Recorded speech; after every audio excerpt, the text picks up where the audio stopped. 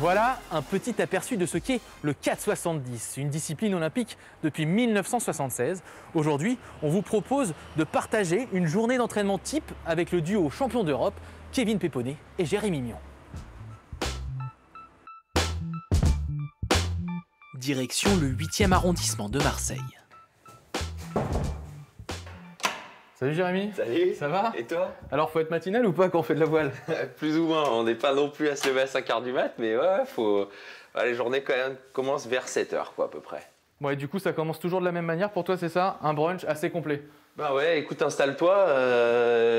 Voilà, c'est super important, je pense, dans le sport en général, la nutrition. C'est vrai que moi, je progresse de jour en jour à ce niveau-là, et puis on est suivi par des experts qui nous aident. Et ça commence par le petit-déj, c'est le repas préféré de la journée. En pleine préparation olympique, Jérémy Mion doit ajuster ses repas au gramme près. À sa disposition, 3 programmes nutritifs différents, établis selon les dépenses énergétiques de sa journée. C'est vrai qu'en voile, le poids est aussi très important, particulièrement en 4,70 où il faut être assez léger. Un poids d'équipage à 135 kg à 2, donc c'est quand même vraiment light, quoi. Donc il faut manger les bonnes choses au bon moment et c'est tout un calcul, quoi.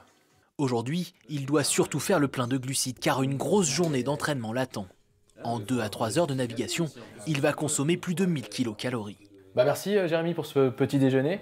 Alors du coup, on va sur l'eau maintenant? Non, là on va se faire une bonne séance de muscu avant.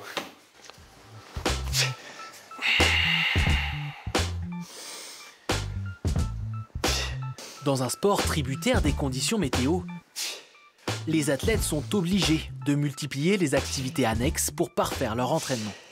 Course à pied, vélo, mais surtout musculation dans leurs locaux du Pôle France de Marseille. Tous les jours en salle de muscu, presque 5 jours par semaine, et s'étirer tous les jours, se faire des réveils musculaires tous les matins. Voilà, donc ça c'est vraiment primordial si on veut réussir à être performant sur l'eau et aussi à durer dans le temps, quoi. C'est vraiment ultra physique, on monte en cardio à 180 pulses et il faut tenir au niveau des avant-bras. Et au niveau du gainage et de la puissance générale, c'est hyper important d'être fort, quoi.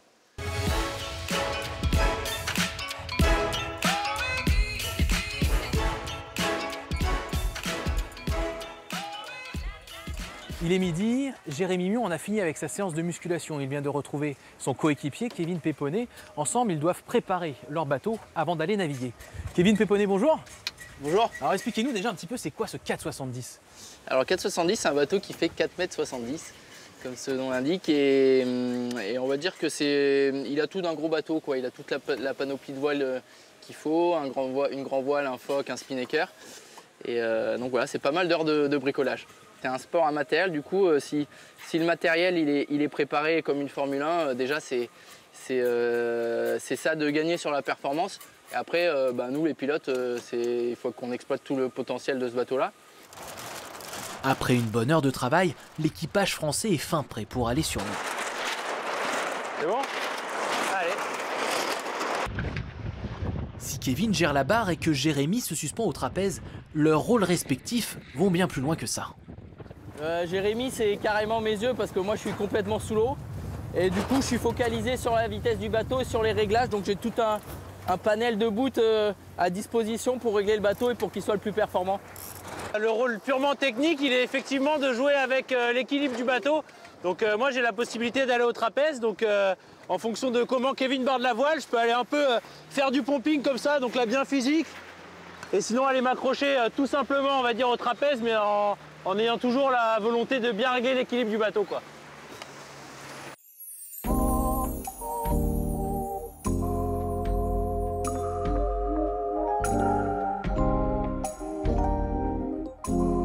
Champion du monde 2018, champion d'Europe 2021, le duo a une vraie chance de médaille pour les Jeux Olympiques de Tokyo cet été. Ils ont les qualités physiques, ils ont les qualités de travail. Ils ont bien sûr le potentiel de régatiers et de grands champions, mais ça, il y en a beaucoup qui ont tout ça. Mais eux, c'est vrai qu'ils réunissent toutes ces cases-là et c'est vraiment des travailleurs.